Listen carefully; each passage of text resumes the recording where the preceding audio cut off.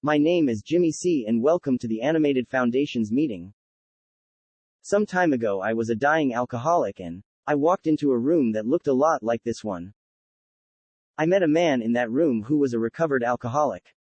He took me through the book called Alcoholics Anonymous, commonly nicknamed the Big Book. After I recovered a little, I got to thinking, how did AA get started? It all starts with me, Roland Hazard. I'm the wealthy son, and heir to my family's business, called the Allied Chemical and Dye Corporation. In the 1920s and 30s I would get what they called an attack of the nerves. Today you might call it an anxiety disorder.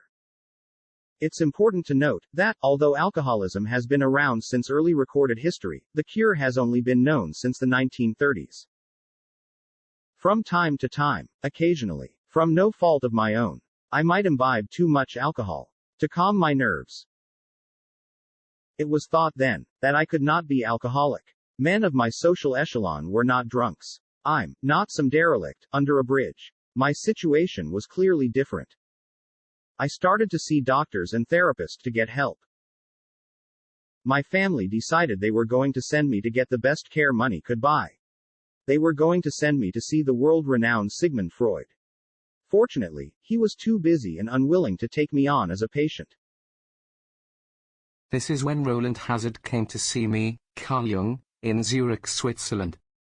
This was before planes. So Roland had to take a steamship to cross the ocean to get here. It was fortunate that Roland saw me instead of Sigmund Freud. Freud had no spiritual aspect of his work. But I had been influenced by the man that wrote the varieties of religious experiences. William James. This was like being personally treated by Dr. Phil in today's terms. My family was very well connected and wealthy to make this happen. This is a big deal. This story is told on page 26 of the Big Book. Though experience had made him skeptical, he finished his treatment with unusual confidence. His physical and mental condition were unusually good. Above all, he believed he had acquired such a profound knowledge of the inner workings of his mind and its hidden springs that relapse was unthinkable. After a year with the doctor, I went to France to celebrate with a family friend. I toasted my newfound health with a glass of wine. That one glass started another drinking spree. So I returned to Dr. Jung, whom I admired, and asked him point blank why I could not recover. I wished above all things to regain self-control. I seemed quite rational and well-balanced with respect to other problems. Yet I had no control whatever over alcohol. Why was this? I told Roland, you have the mind of a chronic alcoholic. I have never seen one single case recover, where that state of mind existed to the extent that it does in you. I knew Roland felt as though the gates of hell had closed on him with a clang. I asked the doctor, is there no exception? Yes, I replied, there is. Exceptions to cases such as yours have been occurring since early times. Here and there, once in a while, alcoholics have had what are called vital spiritual experiences. To me these occurrences are phenomena. They appear to be in the nature of huge emotional displacements and rearrangements. Ideas, emotions, and attitudes which were once the guiding forces of the lives of these men are suddenly cast to one side, and a completely new set of conceptions and motives begin to dominate them. In fact, I have been trying to produce some such emotional rearrangement within you. With many individuals the methods which I employed are successful, but I have never been successful with an alcoholic of your description. As I learned from a Big Book study done by Joe and Charlie. This was a great turning point in Alcoholics Anonymous. For this is the moment we learned the solution to alcoholism. As Joe and Charlie taught me, we need to have 3 things to recover. We need to know the problem, the solution to that problem, and we need to have a program of action. It was this moment that Roland had the solution to the problem of alcoholism. The solution provided by Carl Jung is that I need to have a vital spiritual awakening. Upon hearing this, I was somewhat relieved. For I reflected that, after all, I was a good church member. This hope, however, was destroyed by the doctors. While your religious convictions were very good, in your case they did not spell the necessary vital spiritual experience. In my judgment you were utterly hopeless. I thought you could never regain your position in society, and you would have to place yourself under lock and key or hire a bodyguard if you expected to live long. Having one of these awakings was completely random. I went back to America with the knowledge that is on page 60 of the big book that A. I am alcoholic and could not manage my life. B. That probably no human power could relieve my alcoholism. And C. That God could and would if he was found. But at that time, I did not know how to connect with anything bigger than myself. In 1932, I arrived back in America. A movement had started. Dr. Frank Buchman had started a group called the Oxford Group. As discussed in the foreword to the second edition of the Big Book, they play a vital role in early Alcoholics Anonymous. Although AA is not a religion, some of the suggestions come from this Presbyterian priest. Dr. Buchman wanted to get to first-century Christian values. The first century after Jesus, when they were based on the four absolutes: honesty, purity, usefulness, and love. As explained by Joe and Charlie, what the Oxford Group had was a program of action that you or I could take. The Oxford Group were not looking to serve alcoholics but anyone who wanted to get connected. That Oxford Group program is simply surrender, confession, restitution, and service. On page 263 of the Big Book, an early member describes going through the original 6-step program with our co-founder Dr. Bob Smith in 3 or 4 hours. 1. Complete deflation. 2. Dependence and guidance from a higher power. 3. Moral inventory. 4. Confession. 5. Restitution. 6. Continued work with other alcoholics. After a couple of months, the members of the Oxford Group suggested I go to the courthouse. An old friend of theirs, Ebby Thatcher, was going before the judge on drunk driving charges. I was tasked to speak with the judge, who was a family friend. I was to then show Ebby how I got sober. Hello, my name is Ebby Thatcher. I'm the second person to know the solution and the program of action to recover from alcoholism. Oxford Group members Shepard Cornell, Sebra Graves, and I went to the courthouse. We got Ebby Thatcher out of any jail time. Then showed him how I got sober. I proceeded to do the Oxford Group steps, and I got sober. 3 months later, I went to be of service to an old drinking friend named Bill Wilson. I wanted to show Bill how I got sober. Hello, I'm Bill Wilson. I end up becoming the co-founder of AA.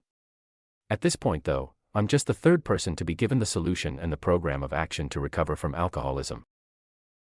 What is special about the moment Ebby Thatcher meets Bill Wilson is that Bill already knew the problem from his Dr. William Silkworth. As we'll see in the coming slides, this is how Bill is unique. He was the first person to have all 3 things required to recover. Ebby meeting Bill is at the bottom of page 8 in the Big Book. Near the end of a bleak November, I sat drinking in my kitchen. With a certain satisfaction I reflected there was enough gin concealed about the house to carry me through that night and the next day. My wife was at work. I wondered whether I dared hide a full bottle of gin near the head of our bed. I would need it before daylight. My musing was interrupted by the telephone. The cheery voice of an old school friend asked if he might come over. He was sober. It was years since I could remember his coming to New York in that condition. I was amazed. Rumor had it that he had been committed for alcoholic insanity. I wondered how he had escaped. Of course he would have dinner, and then I could drink openly with him. Unmindful of his welfare, I thought only of recapturing the spirit of other days. There was that time we had chartered an airplane to complete a jag.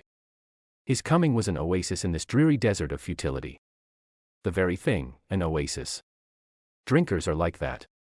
The door opened and he stood there, fresh-skinned and glowing. There was something about his eyes. He was inexplicably different. What had happened? I pushed a drink across the table. I refused it. Come, what's this all about?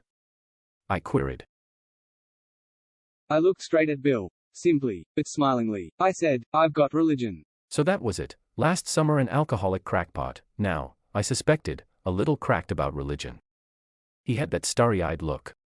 Yes, the old boy was on fire all right. But bless his heart, let him rant. Besides, my gin would last longer than his preaching. But he did no ranting. In a matter-of-fact way he told how 2 men had appeared in court, persuading the judge to suspend his commitment. They had told of a simple religious idea and a practical program of action. That was 2 months ago and the result was self-evident. It worked.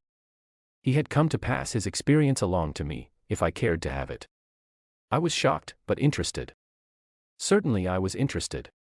I had to be, for I was hopeless.